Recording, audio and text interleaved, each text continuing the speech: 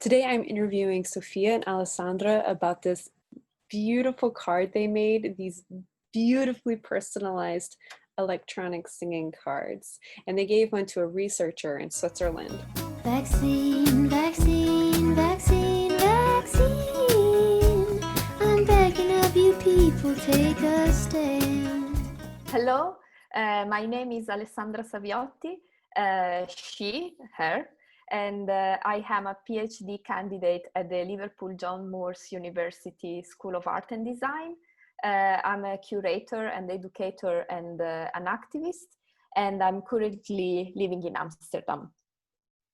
My name is Sofia Mia. My gender pronouns are her and she. I'm currently in Baguio, which is a small town in the north of Spain, where very close to Bilbao, where I'm originally from.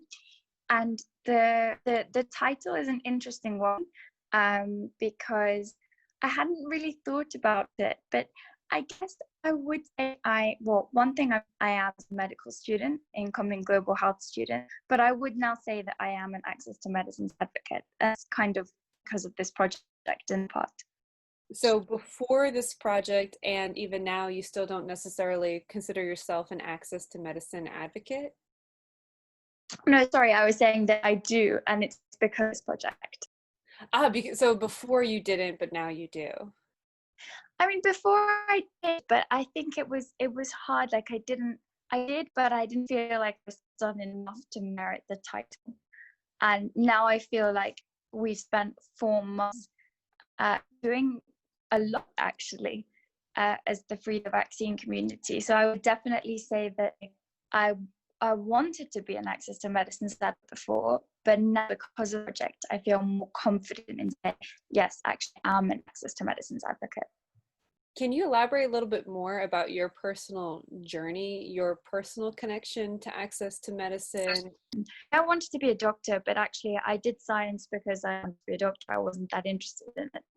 Much more interested in philosophy and justice and equity.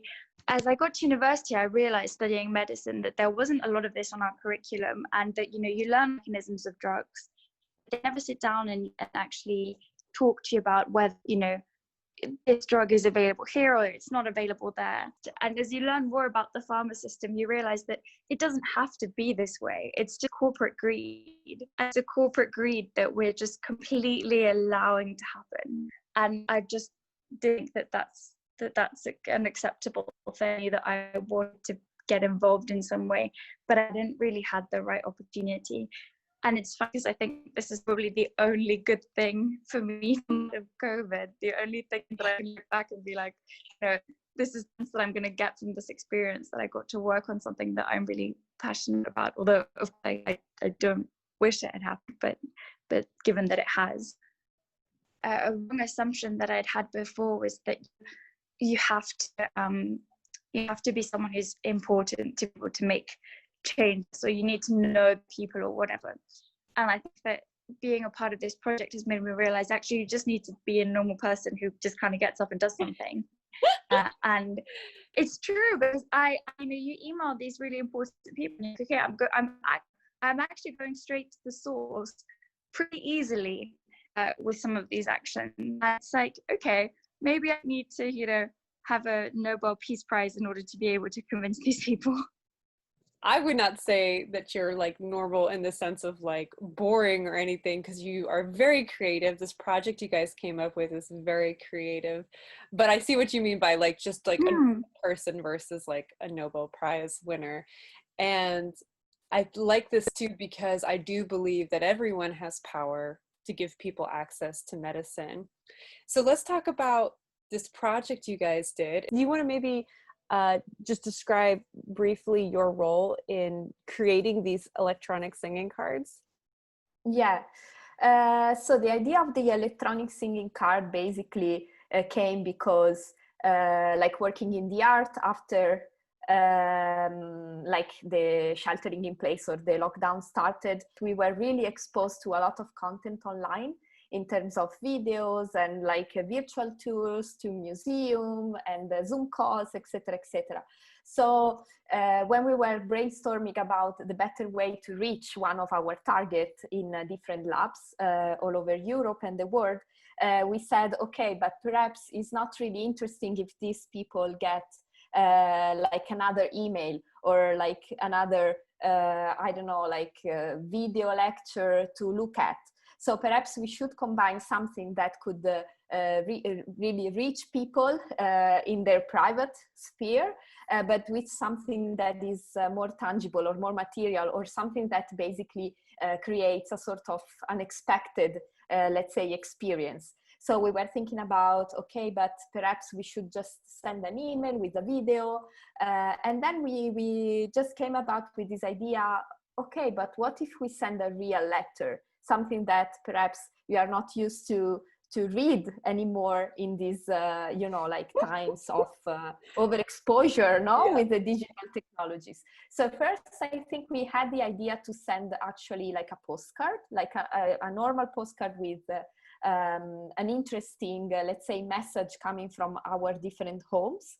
But then we really wanted to keep going with this personal experience and having also a sort of let's say more digital content to add to the experience of the postcard of the or the card.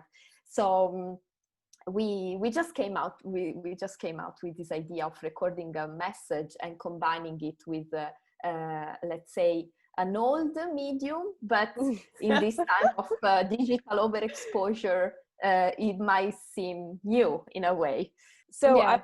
I'm also wondering, you've already kind of touched on this, but maybe if you could go a little bit deeper into the generosity, the act of giving this card, because I think that the stereotypical mindset around activism is angry people on the streets with signs, and that's not at all what you guys did. So just elaborate a little bit more about why you guys chose this route.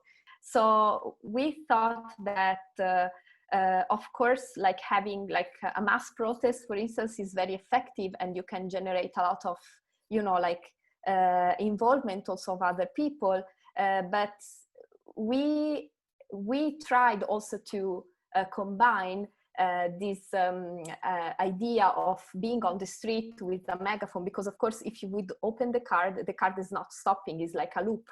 So this idea of having like a very loud message that is repeating until you close the card itself was also a little bit about that. Like, let's try to sort of recreate that, the very same experience of being on the street, like in the middle of like a super loud crowd of people protesting, whether at the same time you have like a very targeted experience, because also in the card is it designed with Jonas Salk himself, and also the portrait, let's say, of our targets that we found a picture online, so we could really you know, like personalize the experience to our, let's say, target. So please free the vaccine for COVID-19. Sign the Open COVID Pledge. I didn't realize that, like, oh yeah, of course it would be looping like that, and the card is so long too that it would take a while to get through the whole thing, you know what I mean? That's really interesting. I didn't put that together. I was wondering what the results of these cards were. Like, how did you want the readers to feel and think? And did they actually take the action that you were hoping? I'm just hoping that the reader can, you know, we have put time and effort into it, and that we do value them, because we would not have done that if we didn't value them or didn't think that they're an important person who had an important role to play. And also I think there's an element of it which is, it's just kind of nice to look at, and it's nice to hear, you know, it's different, you don't expect it. Definitely reminded me of my grandma is the only person in the world who ever gives me birthday cards that have music in them, and they're the only ones I remember. I guess maybe this is something that's memorable. And in terms of the reply, we didn't get one. This researcher I we put our email and our phone number on the card and never got a reply. And we chased him up via email afterwards a few times. We also did a plant action to one of his lab members, the only one who had Twitter. And they just never got back in touch. If you get any response from this researcher in Switzerland, please let us know and we'll do another follow-up video. Thank you so much for taking the time to talk to me. Bye. Thank you. Have a nice day. Thank you so much. Best of luck.